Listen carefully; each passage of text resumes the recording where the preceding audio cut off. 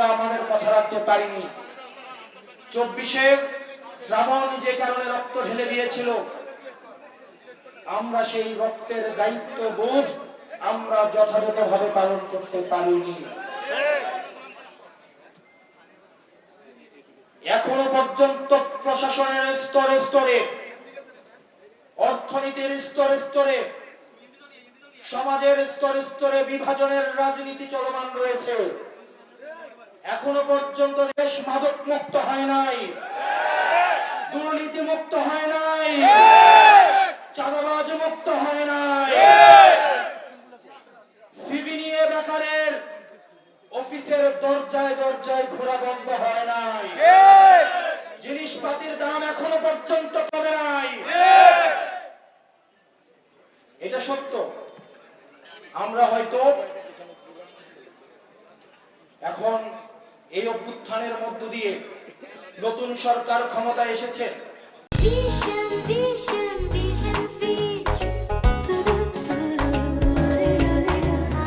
অনেকে আমাদেরকে বলে আগে আমরা রিকশায় চলতাম, এখন নাকি আমরা গাড়িতে চলি। কিন্তু যারা এই কথা বলে তারা ভুলে গিয়েছে তারা আগে রিকশা চালাতো, এখন তারা প্রাণু গাড়ি চালায়। তাদের নিজেদেরকে প্রশ্ন করা উচিত, তারা যখন আগে ধান খেত ঘুমাতো, তারা যখন ঢাকায় রিকশা চালাতো, এই কয়েকদিনের মধ্যে তারা এখন কিভাবে নিজের গাড়ি কিনেছে।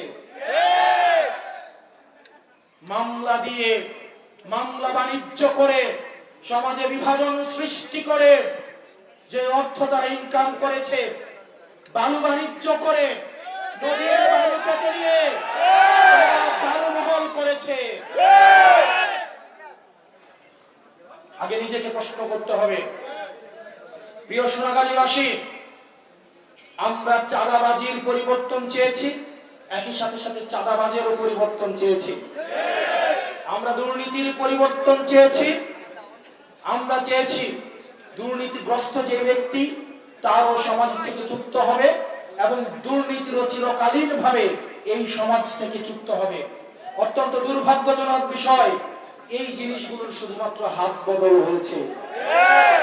সোনাগাজীতে আগে একটা পক্ষ বালুর ব্যবসা করত, এখন আরেকটা পক্ষ বালুর ব্যবসা করছে।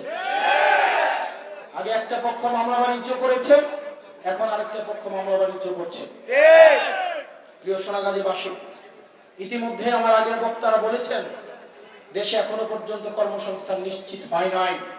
যেই চাকরির আন্দোলনের মধ্য দিয়ে এই গণ অভ্যুত্থান সূচিত হয়েছিল, আমার বেকার ভাইয়েরা এখনো পর্যন্ত তাদের কর্মসংস্থান আমরা নিশ্চিত করতে পারি নাই।